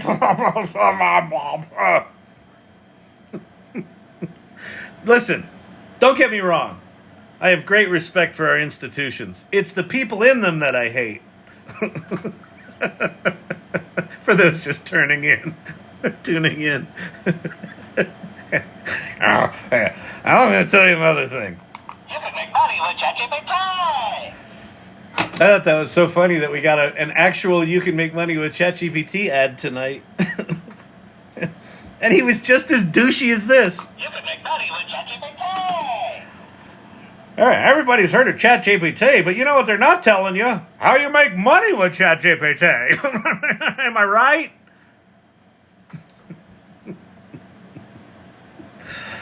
Yeah, if you don't know that little cliche moment, why I make fun of those people is that they're not making money on ChatGPT.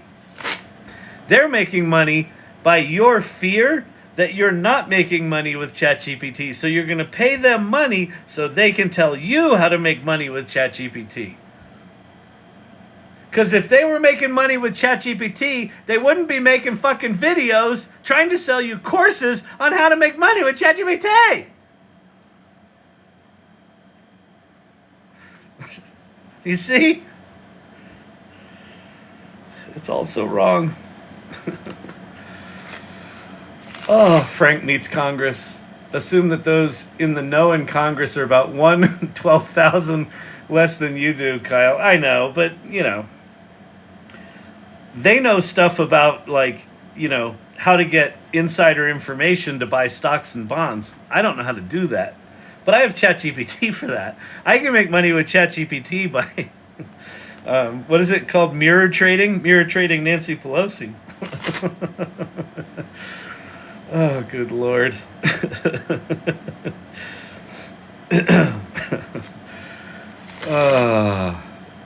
Teton Skier, do you mean Kyle should click the wave image? Should I? Oh.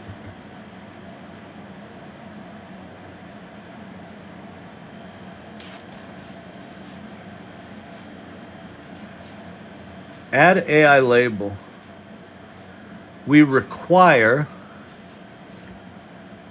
to label certain realistic content that's made with AI.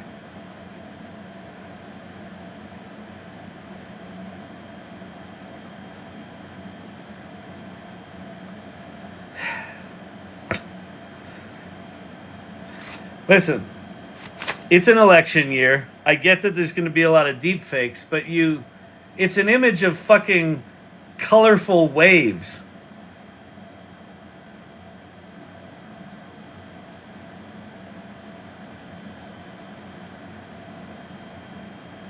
Kind of voluntary. Yeah, well, it says we require you to label it. I assume, can you not move past it? Or does it let you post it without labeling it? That's bizarre. It's bizarre, man. Whatever.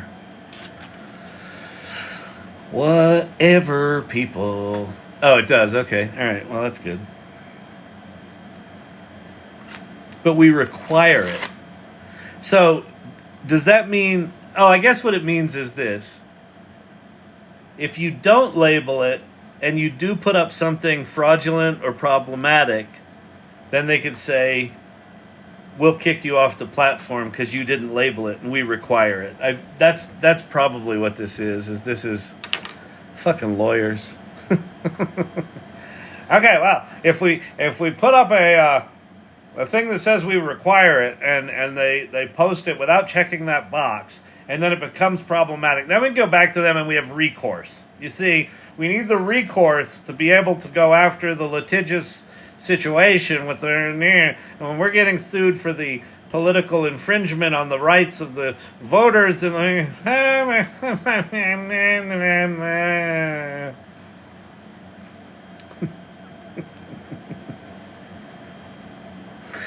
see, you know what's the problem? Is I'm going to go there and I'm going to talk about some, highfalutin ideals of AI optimism. And then one of the senators go, Mr. Shannon, we did some research, and we understand that you're on this Chinese-owned TikTok platform with this channel called the AI Learning Lab, and here it is. Here's some video of you disparaging us, saying that we're stupid and idiotic. So let's just play that video. Do that, Senator. Yeah, Senator. Senator, wake up, Senator. We're talking about AI here. If you could run the video of Mr. Shannon disparaging the House.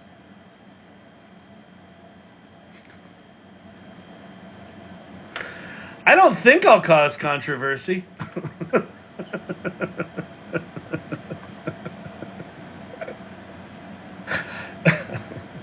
Katie Porter's whiteboard, exactly. Mr. Shannon, if a housewife in Topeka, Kansas was to buy a frozen pizza, do you know how much frozen pizzas are, Mr. Shannon? No? Oh, you think they're $3.42? $11.78. That's on average, okay? Topeka, Kansas, $11.48. That's for the Supreme Pizza, okay? And what if she wanted to buy some soap detergent, Mr. Shannon? How much would that be? $7. When did you grow up? The 80s? $23.42, okay? Now, she pays $20 to ChatGPT. How does she make money with ChatGPT? I love Katie Porter. Don't cause controversy, cause chaos.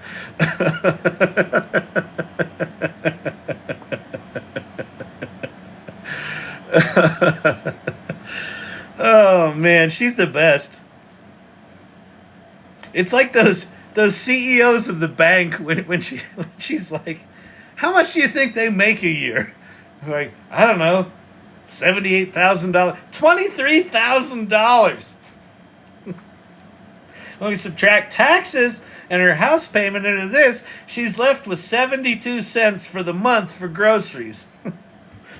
Mr. Jamie Dimon of JP Morgan Chase, how do you stretch 78 cents to cover the food costs for a family of four? And she's like, who the fuck is this woman? Why am I here?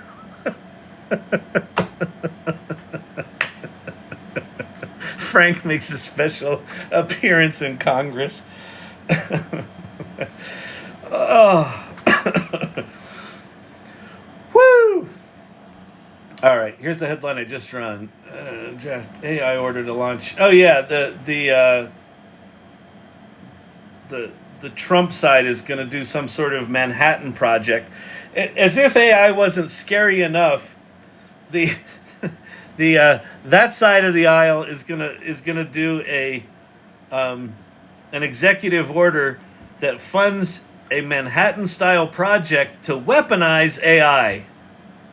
What could possibly go wrong?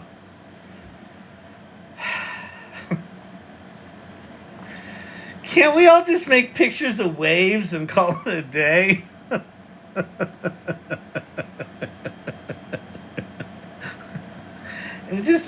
We made pretty pictures with the dear Congress.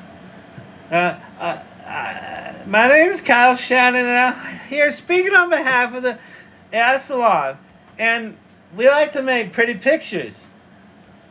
And notice, because of the regulations you're passing, Meta is requiring us to take even a simple picture like this and label it artificial intelligence. And I would ask you, senators and Congress people, why? Why do you do that?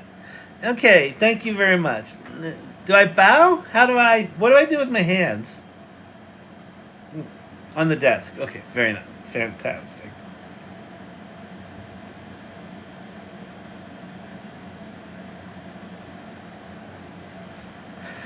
La da da da. Katie Porter's her own meme. She really is. Tom, help. Moshi daily visit. Yeah, I think we should talk to Moshi. When next week is this taking place? It is July 24th, so it's Wednesday. I fly in Tuesday, and the other 11 entrepreneurs fly in Tuesday. We have a dinner that night, and then I don't know what time of day our thing is. If it's anything like the Colorado Judiciary Committee was, we were supposed to go on at 11:30, and I think we started talking at 6:30. So we were waiting around for some hours. 7 hours? So it's possible it's like that. I don't know. I don't know this politics shit. But Daisy Thomas she's gonna hook me up. All right, when next week? Oh yeah, that's when it is. Political time. Yeah, exactly. Oh man, I'm still getting over this Space Force. I know, what the fuck was with Space Force? You can't just go. There's a new arm of the military called Space Force, and not talk about why you did it. Is it because of the aliens? Is it because of the nukes in space? What? Tell us why you're doing this. I wanted Space Force. I don't mind it. I think it's cool, but I just launching it without any context was just weird. I loved that when they launched it, immediately the internet was like, they fucking stole the Star Trek badges. Oh, man. Take a protein bar with you. Exactly. Oh, man. All right. Listen, I'm going to get out of here. I am fairly confident we talked about nothing tonight. So, tonight was just like an episode of Seinfeld. The AI Learning Lab. We learn about nothing. Well, anyway, how many people stuck around for this nonsense? 57 people. Fucking weirdos. We're not weird, we're irregular. 7-hour wait. Are Italians in charge of the schedule? Well, it was a very similar sort of thing. It was just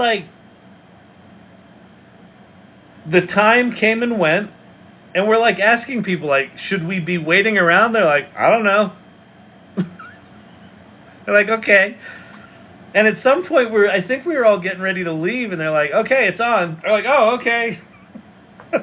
We're lightheaded from not eating. We've already done all of our interviews with the local newspapers. Oh, good Lord.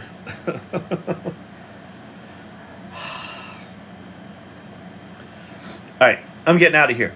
I would tell you to follow my channel, but oh, by the way, I finally cracked 36,000. I was at 35,900 for 8 years. it finally rolled over. I rolled the odometer over. The Galactic Federation had to start somewhere, Kyle. I know, it's true. You can follow my channel. I don't think it matters. Like, someone came in tonight and said, like, my lives are not showing up in their feed anymore. I don't fucking know. I don't know how TikTok works. Apparently, they don't show any of the videos I make to anyone. So now I'm all demotivated to make them because I'm like, well, who's fucking supposed to get them? Like, they got it set up so, like, they're like, Mr. Shannon, listen, we've given you 18 months, and you're making all this content which you think people are actually enjoying. We've got the statistics. They're not. What we're hoping you could do is do a little bit more shopping content, and then if you want to do the dancing, you don't have to do twerking. Twerking was kind of 3 years ago. There are new kind of dances with some of the kids are doing with they're twisting their feet in certain ways, and they're leaning back and jiggling their hips. So if you could do that, with that body, probably not, but revealing swimwear could be an interesting approach, or very short videos where you just say something controversial and then turn off the camera. All of those seem to be working terrific. If you could do that, that would be awesome.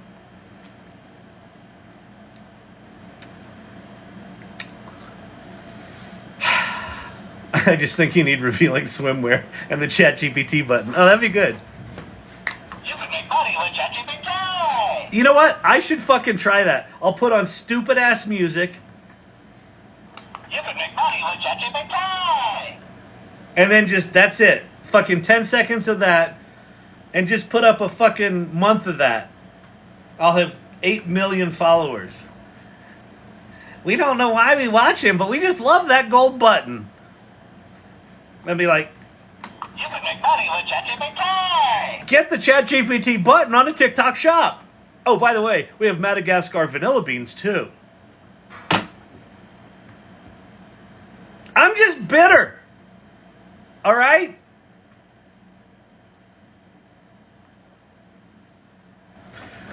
UDO dance party. All right, fine. I'm going to leave. I'll buy one of those buttons. I seriously need to make the buttons because I know I could sell at least 50 buttons.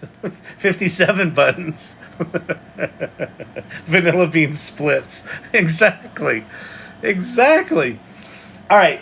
I'm going to get out of here. Let's do our little romper room magic mirror. Who's in the house tonight? Steve H. Udio or Suno? Okay, great question. I don't have a clear answer right now. If you want audio quality, Udio. But it's a pain in the ass because it only does 30 seconds at a time, and then you got to keep extending by 30 seconds. But sonically, Udio's better. If you want to start with stuff you record or singing and have it make a song out of that, Suno. Or if you want to just put in a whole pile of lyrics and have it make a whole song, Suno. But the problem with Suno is the singing sounds, everything sounds auto-tuned. It sounds very AI generated. Udio doesn't, or it sounds less AI generated. All right. Digital Danny's in the house. Corey Sandler Pottery's still hanging out. Lord Digital Gods, good to see you. Obi-Wan is back in the house. Good to see you. I haven't seen you in a while. Steve-O here. Beautiful, beautiful, beautiful. Wolfman Clint's here. Cavruno, good night. Good night, good night. Forever Hooked. What's going on? All right. Not that. Nothing. Emilio's wife. Thank you, thank you. Dr. J, good to see you as always. Wolfman Clint. Steve H. Harsh Weed. TikTok loves white tube tops. Okay. I think I need to get a tube top.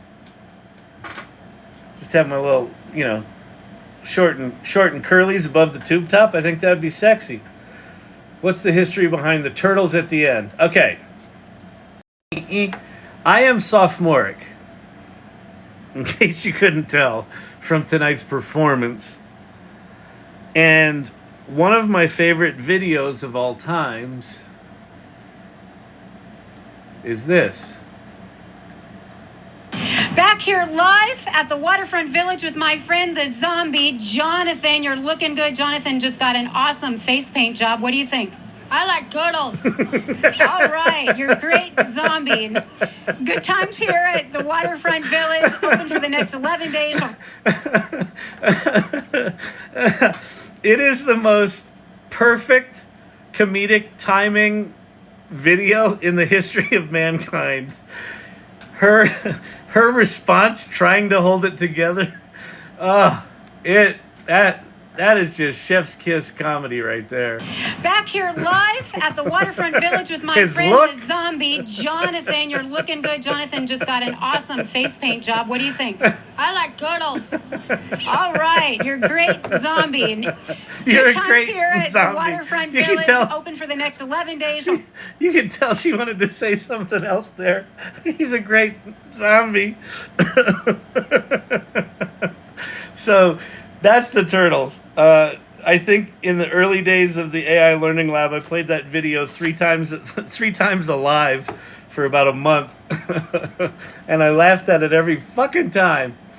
Oh, I'll have to repost him now. I think so. I think it's important. I like turtles. Anyway, great seeing you all. We watched it every night last summer.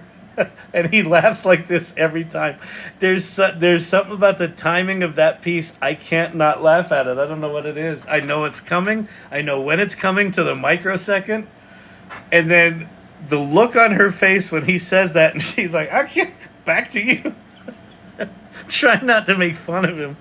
Oh, it's fucking priceless. All right, everybody. Tonight's Wednesday. I will know more tomorrow. We have a pre-call for the Washington trip tomorrow. So I'll know more about what it's going to be like tomorrow. So, Liz the Lush, thank you for hanging out. Thanks for hanging out, everybody. Really appreciate everyone. Thank you, mods, for what you do. I know I was useless tonight with whatever you were pinning. I was not paying attention to it. So that's got to be frustrating. But thank you for the work you do. He didn't look at one of our pins. We pinned up 72 posts, and he didn't look at one of them. I didn't even see his eyes dart down. Sometimes his eyes will dart down, and I can tell he looked at my pin, and then he just looked up and ignored it. And that makes me crazy. All right. Yeah, we call that a weekday.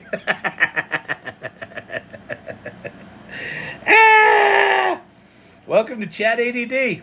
All right. Peace out, everybody. I'm out. I should be here normal time tomorrow. If anything comes up, I'll let you know. And, yeah. Peace out. Hope you had fun tonight.